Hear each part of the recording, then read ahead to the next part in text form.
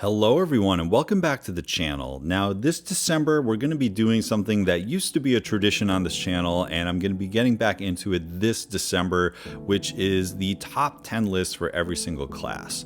Now before we get started with the science class, I do have a little bit of housekeeping, a couple shout outs, and that's to just two individuals in this community. The first one is Vega and the second one is Misty K.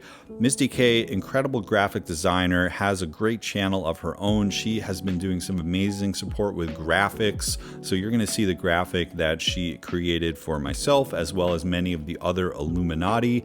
And then of course Vega is sort of the mastermind behind the greatest tier list in MCOC currently.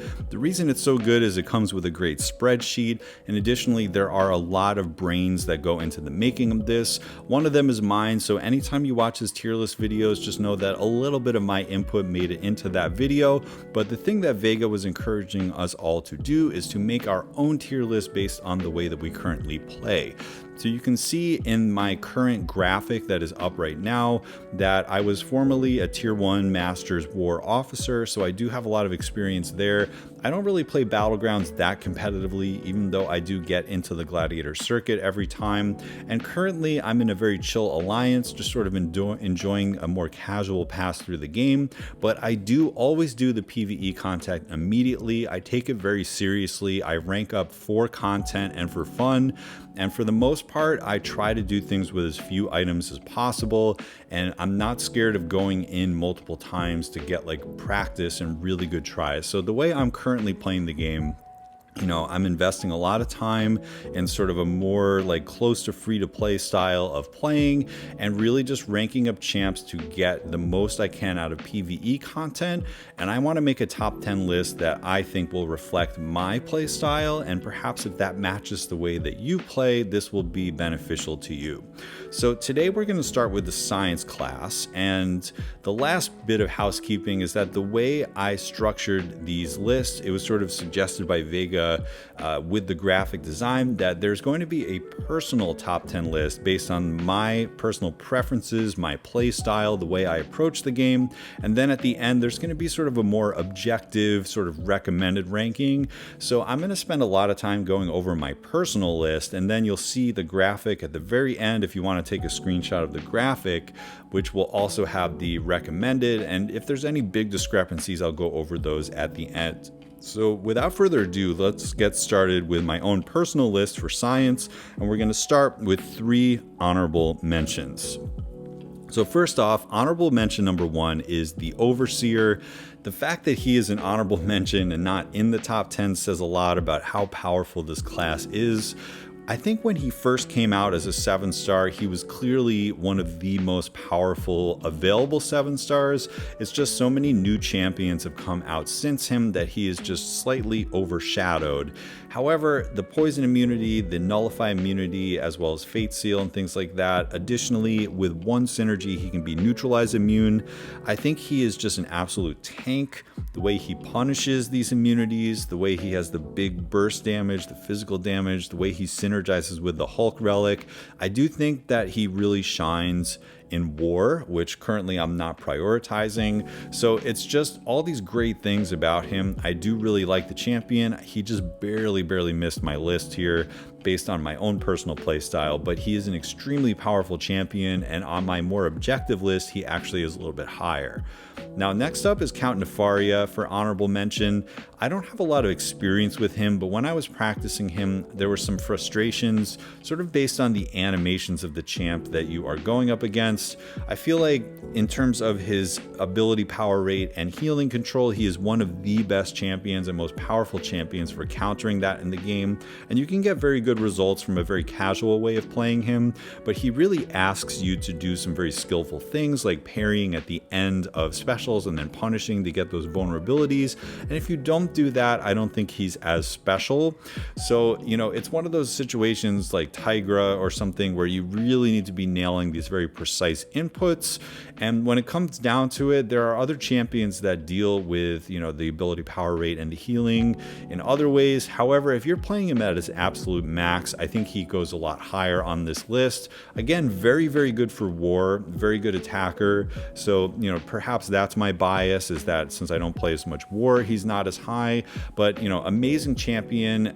He does get hurt a little bit by some masteries, particularly the unfazed mastery when it comes to PvP, but overall just a very, very good champ. It's kind of funny, he came out right after Leader, who was considered the best sort of regen counter, and then now you've got him. When he's awakened, he can even siphon some of that health, and the way he siphons the power gain is also really, really cool to get even more specials off. So very, very cool new champion. He may raise in the future, and I'm happy to argue about him with other people, but for me personally, the way I'm playing the game, I'm not finding that I need him as much. I have other options for all the things that he does. And then finally, very briefly, I just want to talk about Void for an honorable mention. He is one of the most simple, tried and true science champions. I consider him the first modern science champion. He came out right at the beginning of 2018. His Petrify, the way he does the burst damage, or not the burst, but the the damage over time through the debuffs and everything, just an amazing champion. He really brought the science class into the modern era. It's just, there are so many other ways to do what he does now. However, if you want just a very simple play style and you want to deal with healing and ability power rate, compared to Nefaria, he is just a way simpler tool to use. And the fact that he's a 7-star, even low sig, he's doing amazing things. So Void, honorable mention. And with that, we're going to get into the actual top 10, starting with number 10, which for me is going to be Spot. Now, I probably rate Spot higher than the average person. Some of it might be nostalgia, because when I was in Tier 1 War, I was one of the first people in Masters War to really use him. Stuff like Path 5, Absorbing Man, and things like that. So I have a good handle on how to use him. And I think the fact that he's a 7-star, you can put on the block proficiency stat focus. It just makes him a lot better. And since I don't focus on Battlegrounds that much, the little bit of health that you lose from blocking some hits doesn't bother me as much.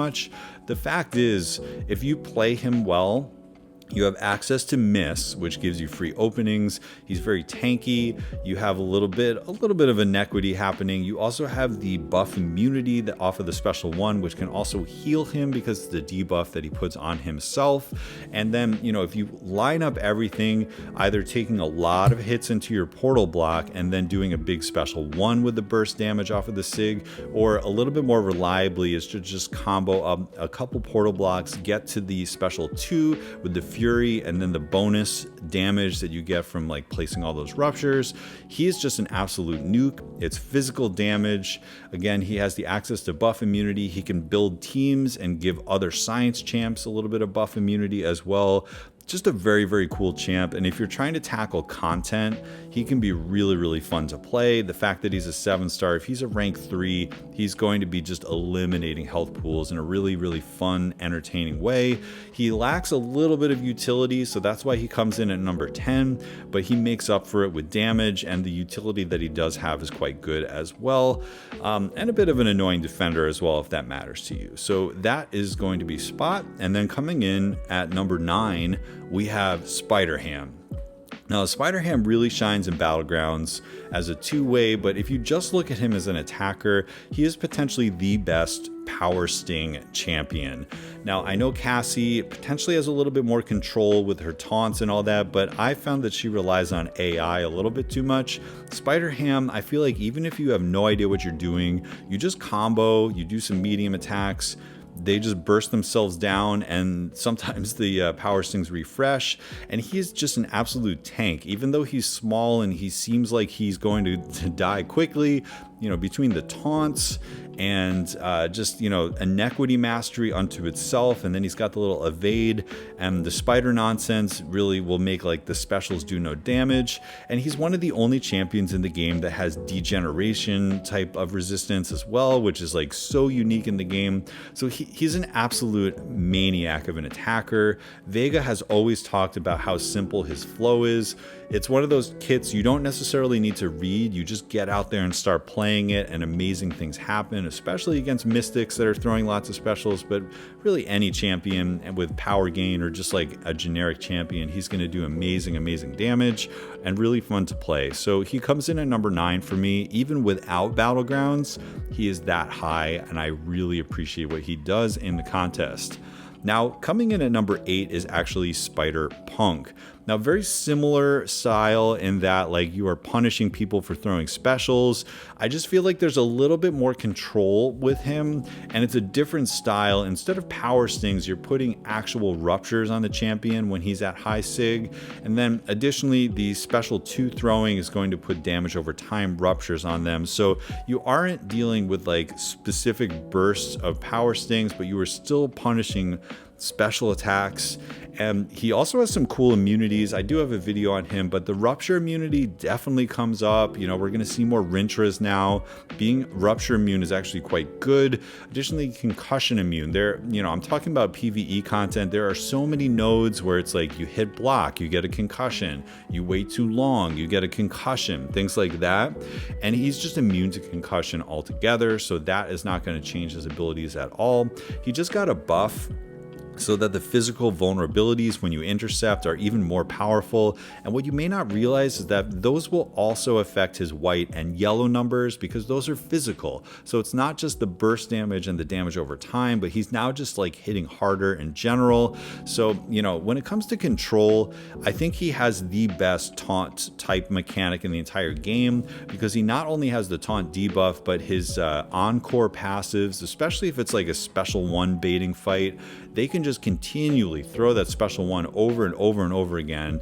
And, you know, I've found that like even more than taunt champions, and even more than like Kushala and future Ant-Man that have like a little bit of an aggression, and certainly more than even like She-Hulk, like I think that his ability to bait the special 1 over and over again is the best in the game. And that amount of control is underrated. Like his control is absolutely insane.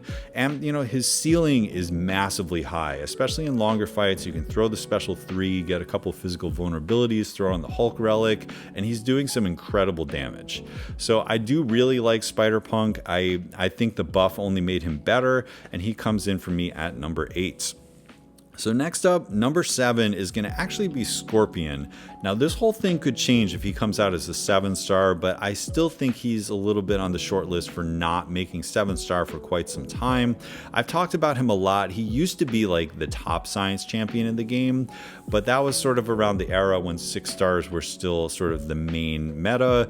Now he is just slipping a little bit, like certainly in Battlegrounds, but also, you know, we're not seeing the need for him as much, especially with champs like Spider-Punk and Spider-Ham around. He's got the similar vibe where it's not necessarily power stings, but it's burst of damage when they throw specials. But the main things that he has going for him, he's still got really high block proficiency, so he can punch up. And then additionally, you can choose the damage source, you can choose the immunities. Stuff like shock immunity in the science class is actually quite rare, and he does have the poison and rupture immunity as well. And he can basically do any type of damage. Physical, he can do energy, so if they have any type of vulnerability to that, he can really play into that. And then also just direct poison damage. So very, very few people are immune to what he can do. And then certainly in PvP content, the regen that he gets off of willpower is just absolutely insane. So the reason he's still somewhat relevant in Battlegrounds, he's a little bit slower nowadays, but he can still finish with 100% health really easily. So he's not going anywhere anytime soon. I think he's just a phenomenal champion. I've always liked him. And, you know, if you play him at the absolute max, you can get some crazy numbers, especially with the Venom synergy. So those are sort of the scary things about him that will make him unlikely to be a 7-star. But, you know, on my personal list, he's the only exclusive 6-star that made it into the top 10. And I do think he's that good. He would be even higher if he was a 7-star. Just his versatility, the way he does damage, and just as a quester and like the utility that he brings to the table, he's absolutely crazy with really good damage. Next up is number 6, and I am already anticipating this being the most controversial and me potentially being the only content creator besides maybe Karate Mike that puts this guy this high, but it's Spidey99. Miguel is my number 6. And hear me out on this. Now, buff immunity is a little bit more common these days, right? Now, in the old days, it was like him and nobody else. And then, Titania came out and she sort of eclipsed him a little bit. And, I do rate Titania higher. Like, spoiler, she is higher than him. She is a more powerful champion. However, if I do have to compare the two of them, he is a lot safer to play. And what I mean by that is, we'll get into Titania soon, but, there are some risks that you take. And sometimes if the Intimidate doesn't do what you want, or if you don't kill them, or something happens and you lose your Haymaker, like Titania doesn't have a lot of safety nets after that, right? Whereas this guy is an absolute tank, Spidey99. And, by the way, he is available as a 7-star. There'll probably be more ways to get him in the future besides that exclusive way currently. But, on his defenses, like obviously in Inequity Mastery, he has buff immunity, which is super powerful. And then, additionally, you have access to the resistance ups, which helps with energy and physical. You can build those up a lot, and if you get hit, they naturally place on you. That makes him very tanky.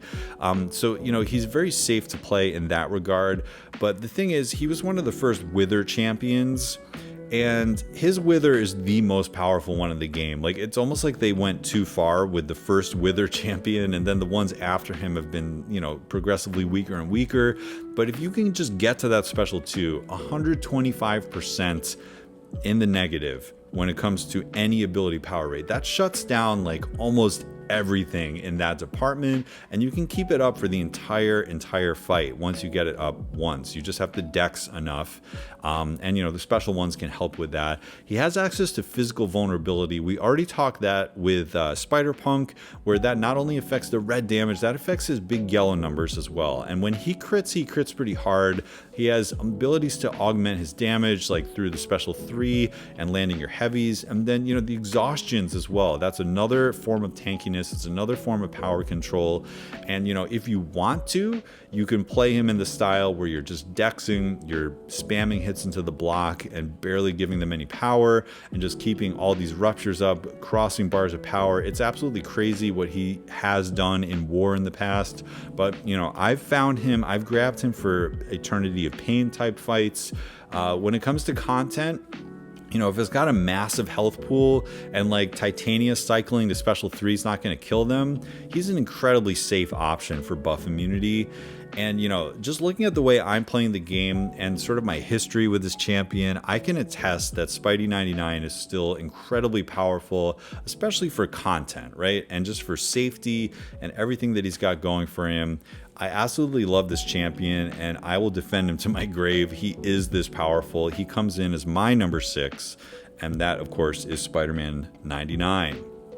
All right, we made it to the top 5, and for me, number 5 is going to be Hulk. Now, I don't have Hulk ranked, so I'm mostly going off of the things I've seen and the fear that he instills in me when I am playing Battlegrounds and I see a rank 3 Hulk. He almost instantly gets banned.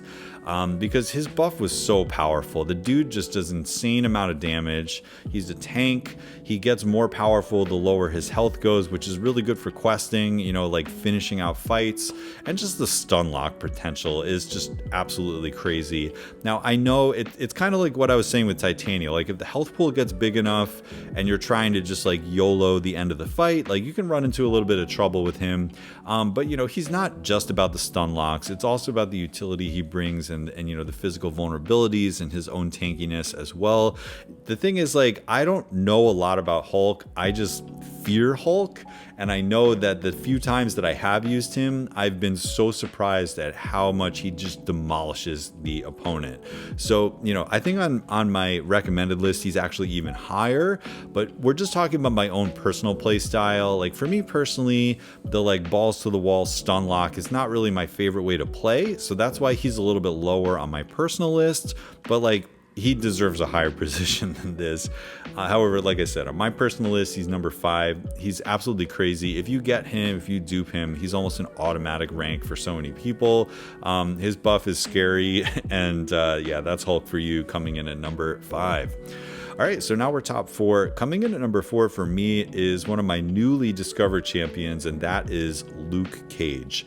DLL did this buff and he absolutely nailed it. I think, Luke is one of the most relevant science champions right now, and it's for a few reasons. First of all, one of the few bleed immune science champions, so that obviously helps to have a little bit of immunity.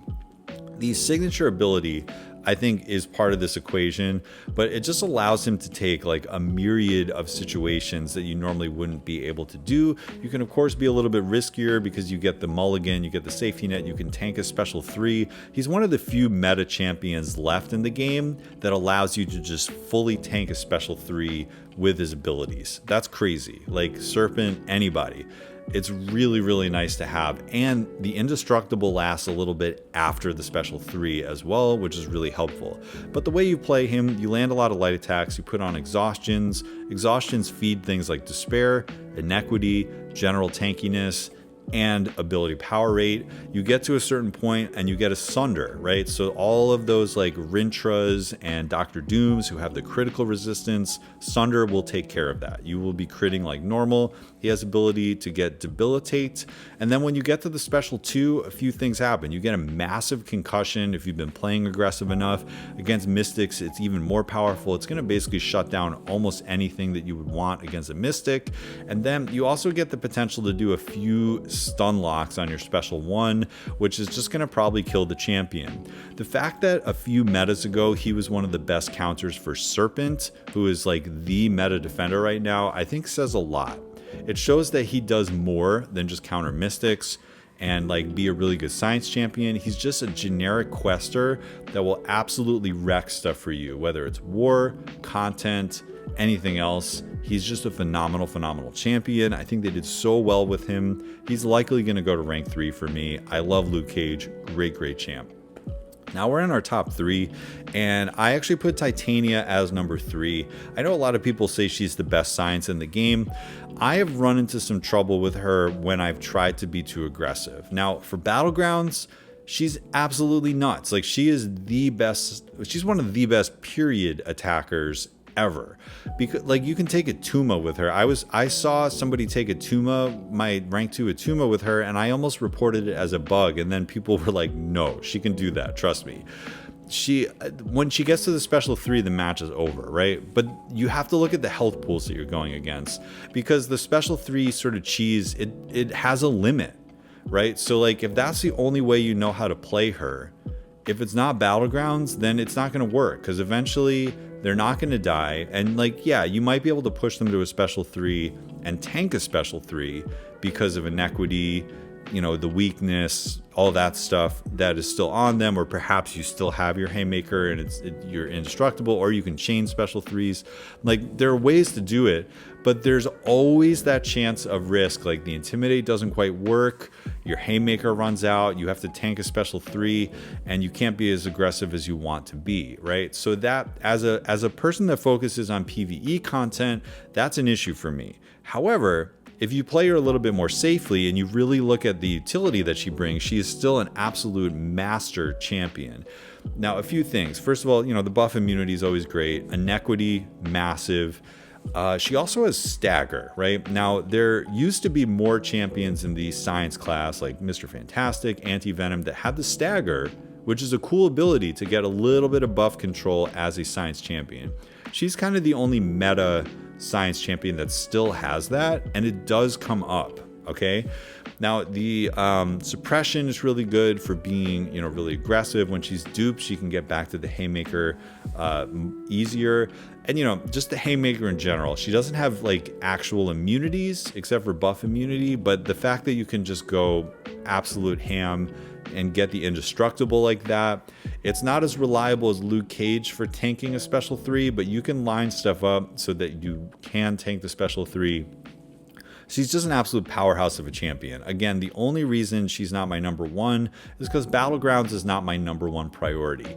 And I find in content, it's like if it's a really long fight where I need a lot of control and finesse, I'm choosing Spidey 99 over her. If it's like she's the best for the fight, if it's like Destroyer and I want to just like be intercepting him and not caring because of my haymaker, if it's like a health pool that she can just absolutely nuke, of course I'm pulling her out. She's an incredibly powerful champion, arguably number one. On my personal tier list, she's number 3, and I hope you understand why. Now, coming in at number 2 is Photon, and I am talking about Photon sort of offensively here, but you do have to respect the dual threat nature of her. Even the fact that I don't push Battlegrounds that much, she is a huge asset to my roster in Battlegrounds deck because she is probably the best two-way in the entire game. But the way she's designed, there are so many different threats that she just absolutely takes care of. We haven't really talked about miss counters yet in the science class because there aren't that many, but her mediums all the time counter miss. So that means like, you know, most recently punishing Prowler, right? You can just punish with a medium or like any kind of falter, just medium, and you're good. And then once she gets to pure life form, she's fully immune to any of the miss. That's huge. Miss counters, I absolutely love. She has tons of debuffs, and also she has that short petrify, which it does a lot. Like it can like temporarily reverse healing in like an instant, but you know, it also basically neutralizes Mystic Dispersion absolutely. Because what happens is like you lose your dexterity buff, the little petrify is on, it's going to cancel out Mystic Dispersion. I absolutely love that ability. She's got so many useful debuffs, like one of them being, of course, this Sunder, once again, that we talked about earlier. That's just really helpful. When she's duped, her damage goes up, her defender annoyance goes up, but like a lot of people forget this, she becomes neutralize immune. And I got news for you, Rintra is coming out as a 7-star. Having a fully neutralize immune champ is better than buff immunity, right? Neutralize, that is better than buff immunity to counter him. And the fact that she has the Sunder as well, she's probably going to be the best Rintra counter. And trust me, you're going to be seeing a lot of him coming up. But she's very easy to ramp. If you play in a skillful manner and you're like punishing a lot of specials with her, she's great. She has a little bit of a safety net against stunning too, because she has like, she goes into the miss form, the untouchable. And like, I'm only scratching the surface. Like she is like the classic science champion. She's not broken, she's not overpowered. It's just there's something in her kit that will counter everything that you will ever want to counter against mystics. I just absolutely love her as a champion. I think she's so well designed, and you know, for Battlegrounds, she's one of the best. For War, she's one of the best. But for content, like she's got so much relevant utility. It's just absolutely insane. I probably missed some of it as well, but those are the quick hits on her and why for me she's number 2. And then my number 1 champion. This is a little bit of a bias because I just love this champion, but it's Silk. And now Silk doesn't have immunities per se, like she can reduce rupture and things like that. I think there's one other thing that she's slightly immune to, like power steal or something like that, but which doesn't come up that often. But you know, when she's awakened especially, there's not much that she can't do. I love slow. I love slow debuff, and I love that it also has a little bit of healing reversal, which certainly comes up in PvP with willpower reversing. It really adds to her effective damage when you're reversing the healing like that. But man, her ability to just nuke, especially as a 7-star, it's just absolutely crazy. I love getting the special 3 and doing that like ridiculous combo chain to get back to a special 2. She also has the Sunder that we've already talked about. And just, you know, the physical damage, the physical vulnerability, the inequity, you know, synergies with that, despair and heal reversal like we talked about. But, you know, the ability that I think is borderline broken with her is the evade on specials. Because first of all, she has 7-hit combos, right? And the cooldown for the evade, what it requires is landing 20 hits. And it's so easy to land 20 hits to get that thing off cooldown so that you never have to worry about scary specials. Like, I think that is one of the most broken things about her, is just like dangerous specials are like no threat to her. And it means you can be more aggressive, you can be dashing in and out. She also like oddly has really high stats. Like she has a really high health pool for somebody like typically her size in the game. Yeah, but like there's just so many ways to play her. You get the free knockdowns, you get the free stuns. Like I said, you know, that evade just absolutely destroys people. But yeah, like I have found that Silk, like you don't even need to know what you're doing. You don't even need to play that skilled, and she's just absolutely wrecking everything in her path. She's going to be one of the most scary attackers for, you know, design space as she becomes a rank 4, a rank 5, a rank 6. And, you know, for me, if you can't tell, I really like Spider-Verse characters. Like almost all of the ones that I mentioned happen to be Spider-Verse. So for me, that's a big plus as well. She's just one of my absolute favorite champions. And I rate her number 1 for me personally, the way that I played the game. She is obviously rank 3 for me. And the Awakened ability only helps, but it's also not necessarily needed for like 90% of what she does. So with that, I'm just going to pull up what we call the recommended list, right? So this is a more objective rating, and I just want to give some quick highlights on the differences. Now, it's mostly the same in you know, like a similar order. Some of the differences are like Titania is number 1, Hulk is number 2, right? I'm just going to call that out. Like I think objectively those are the 2 best science champions, especially for people doing battlegrounds. Like I think there's no question there. Most of this is about the same. Overseer's a little bit higher, and I did throw Human Torch in there, right? Now personally, I have no interest in using Torch. Like I feel like he really doesn't counter Mystics that well, except for just his nuking ability. Like he doesn't have any power control. He's very fragile, especially as a 6-star. He does have healing control, which is nice, and he does have power stings. So like there is that going for him. But it's just like not enjoyable to me to be like, oh, it's a Mystic, I'm going to use Torch, right? So for me personally, he didn't make the list, but like he's still in the top 10. Like he's crazy against Mystic champions and energy champions. So that's one big difference. The other thing is Quicksilver made it into the honorable mentions. I've never been a huge fan of Quicksilver, but like he has so much in his power budget. Like he's got miss counter, he's got slow, he's got like a contact projectiles he can parry, he's got a nicer dash back, he's got burst damage as physical damage, he's got wither. It just goes on and on and on. So like he is one of the best science champions. It's just like he does a little bit of everything that to me he's a little bit of a jack of all trades, master of none. And that's why he's just an honorable mention here on my objective list. So anyway, that is my take on the science champions. Let me know what you think. We're going to be doing more coming up in the future. Hopefully this was an enjoyable video for you. Make sure to like, subscribe, and share, and write something in the comments. I love discussion on videos like this type of thing. Tell me who I missed. Tell me who you agree with, who you don't agree with. We can go from there. So anyway, that's going to do it for today. Thanks for checking it out, and I'll catch you in the next one.